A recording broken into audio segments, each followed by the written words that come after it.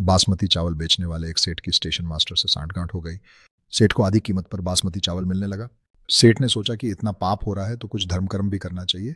एक दिन उसने बासमती चावल की खीर बनवाई और एक अच्छे विरक्त साधु बाबा को आमंत्रित कर भोजन प्रसाद लेने के लिए प्रार्थना की।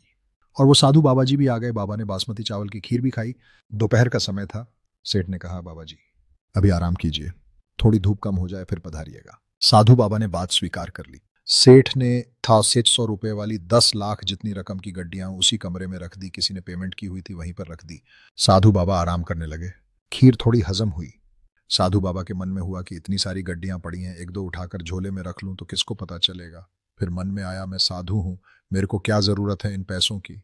लेकिन मन तो मन है ना। मन में दोबारा उल्लेख आया, एक दो गड्डी उठा लेता हूं, किसको क्या पता चलेगा। साधु बाबा ने एक गड्डी उठाकर रख ली।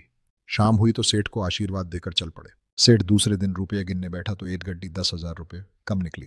सेठ ने सोचा कि महात्मा तो भगवत पुरुष थे, वे क्यों लेंगे। सेठ थोड़ा कड़क था तो उसने सोचा कि नौकरों की ही करामात है। नौकरों की धुलाई पिटाई चालू हो गई। ऐसा करते करते दोपहर हो गई। इतने में साधु बाबा आ पहुंचे तथा अपने झोले में से गड्डी निकालकर सेठ को देते हुए बोले, नौकरों को मत पीटना, गड्डी में ले गया था।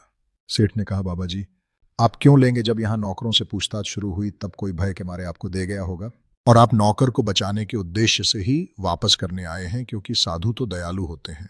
साधु यह दयालुता नहीं है।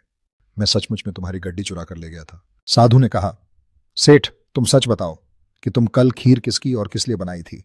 सेठ ने सारी बात बता दी कि स्टेशन मास्टर से चोरी के चावल खरीदता हूं, उसी चावल की खीर थी। साधु बाबा चोरी के चावल की खीर थी, इसलिए उसने मेरे मन में भी चोरी का भाव उत्पन्न कर दिया।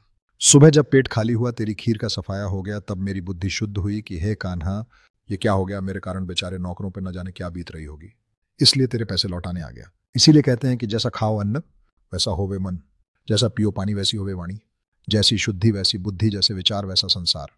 इसलिए हमेशा ये बात ध्यान में रखो, नीति मार्ग से कमाया हुआ धन उसी का भोजन करो, उसी का दान करो।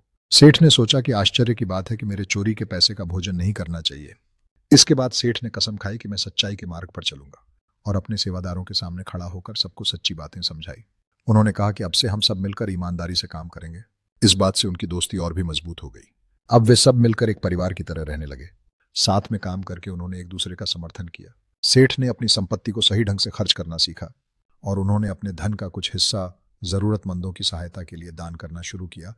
उनकी दानशीलता ने पूरे गांव में खुशियों की लहर बिखेर दी और साधु बाबा ने सेठ को आशीर्वाद दिया, तुम्हारी ईमानदारी और दयालुता से सबका जीवन बदलेगा। सेठ ने सोचा कि यह सब बदलाव उसके जीवन में एक नई दिशा लेकर आया है। उसने निश्चय किया कि अब से वह हमेशा सही राह पर चलेगा।